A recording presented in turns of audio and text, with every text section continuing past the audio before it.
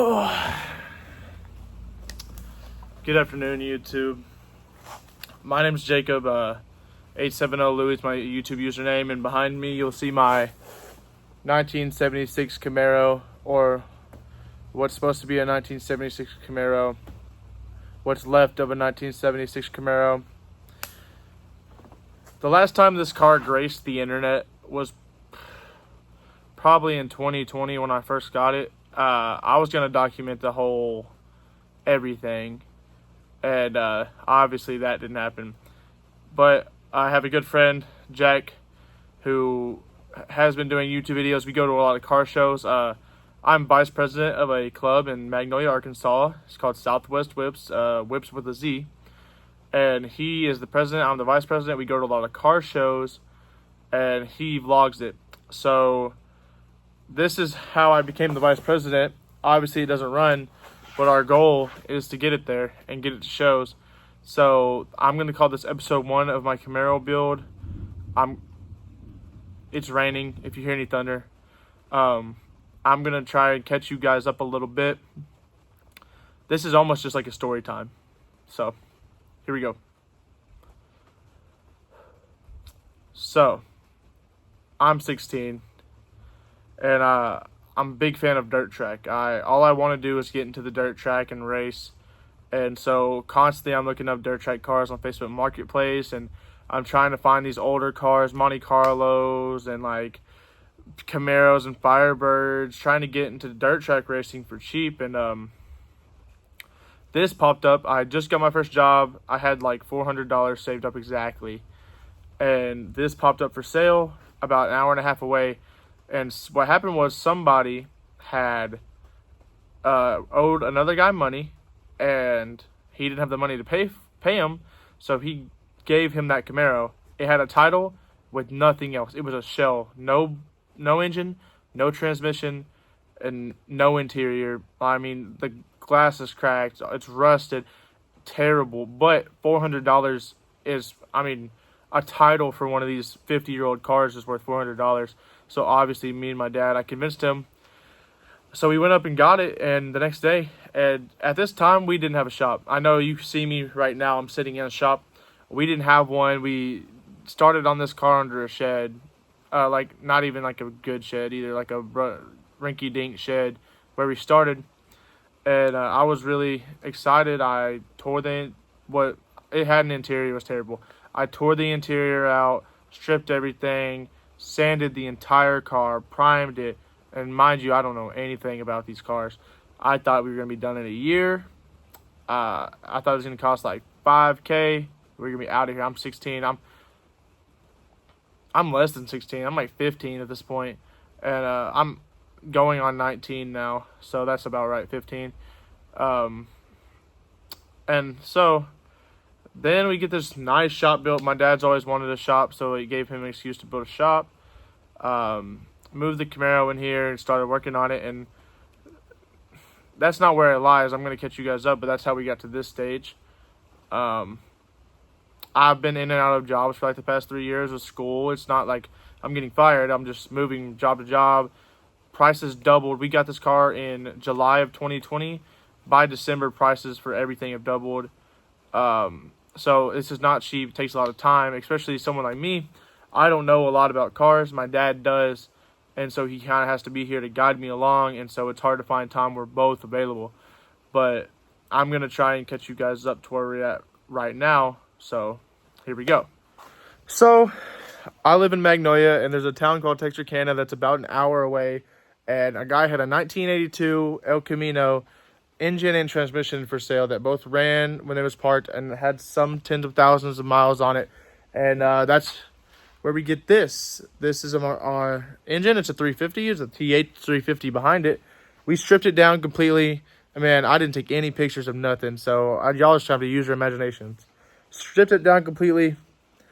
Sent it out to get it like acid cleaned, and performance cam, performance intake. I think it's performance carburetor. It's a nice carburetor. It's a Holly. Didn't rebuild the trans. We didn't know how, obviously. I mean, most people don't. We got new headers, So I'm hoping it's a good engine. I'll start it in just a second. But like I said, I've completely stripped the paint and primed it like 2 or 3 times at this point. And so I think we're going to go black with it. But I mean, all the glass is out. And the interior, here's the back seat. This is like, a lot of people don't even know that this is in carpet. Here's gauge clusters right there. That's just for like our engine for now. And then the transmission is actually in, connected to the drive shaft, connected to the gas tank. The drivetrain is pretty much in, except for, if you're a mechanic, you'll know, I have a power steering pump right here. And that's because we didn't have brackets for it, but those come in on Wednesday. And you can't put your gearbox in without the power steering pump. Can't put your steering column in without the gearbox. So the drivetrain is pretty much in, but we can't drive it because, you know. But we also want to put this top part of the dash in right here before we do that anyways. So that's holding us back some. And also we're kind of struggling. Getting these doors aligned. Obviously, you can tell it's not exactly how it's supposed to line up. But down here, it's a lot closer. So something's up with that. I think it just has to be lifted up in the back a little bit. We completely redid the front end. There's this whole frame right here has been redone. We got new brakes, disc brakes all around, not drum brakes. Can't really tell. Red calipers. Oh, these aren't going to be the wheels we drive on. This is just for sitting purposes. But I mean, you'll see this car had a lot of parts on it that we took off. There's like the older dash. We got a brand new dash sitting in the corner somewhere. Old carburetor, not any good. But then there's a lot of stuff up here that we will end up using, like those are, oh, obviously the bumper, you're gonna need that. Fender wells right here. We're gonna use this as well for the real car, like when it actually starts. Follow me. Oh, front seats. Yeah, so right now, these are what the front seats are like. They had holes in them. Clean them up as much as we could, duct tape them up, and let me run back over here. We got seat covers temporarily for them. They're not gonna look the best, but we're not gonna try and win these shows. I think I'm gonna try and get leather like I did for those back seats, but they're gonna be like $400, so I'm kind of not too worried about it right now. Let's see, anything else that I'm missing? Anything else that I'm missing? Oh, okay. So this is also like, this is the bottom part of the dash right here. It's still in the box. And the glass is here somewhere. The glass for the car. Oh, there it is. Hold on. I have back glass right here. It's not cracked, just dirty. So we're going to use that, but we need to get front glass. We'll probably have to go to Texas somewhere to get that done. So, you guys are pretty much up to speed. I mean, not much else. Thinking about getting a 700 R4 for this instead of the 3.8 TH350, especially since I plan to drive it a lot. Other than that, I think our last thing to do is, you know, get it started. So, I'm going to do that for you. Give me just a second. Okay, guys. It's been about 30 minutes since I told you I was going to start the engine. So, what happened was, wait, 1 second. Literally all 3 of these cords came unplugged. So this wouldn't work and this wouldn't work. And that's how I start the car. Anyways, we're finna hop in this mug and start it. You won't be able to see the engine bay because I have to start it from here. But it'll be fine, you'll hear it.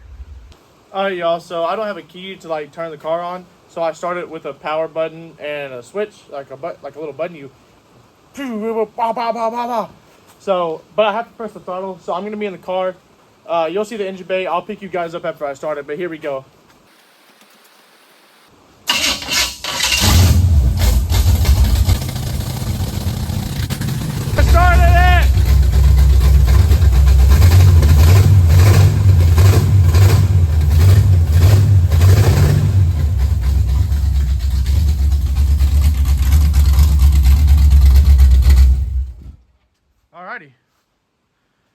there you go. All right, so if you watched this far, thanks for watching. This is the story about the Camaro. Should get some parts in this week, and I really hope we can put them in, and I'll try and update you guys to the best of my ability. Schedule might go to New Boston, Texas this Saturday for a car show. Might have an AAU tournament. I don't know. Really depends on what Jack's doing and what coach is doing. I'm trying to be a basketball coach, by the way. I'm an AAU coach. So I'm going to let you guys get out of here. Thanks for watching if you did. Please subscribe. Please like. Try and boost the algorithm. Help encourage me to get this car done. My goal is actually like late May for a show, but I doubt it. It'd be really hard to do it in that amount of time, but we'll try our best.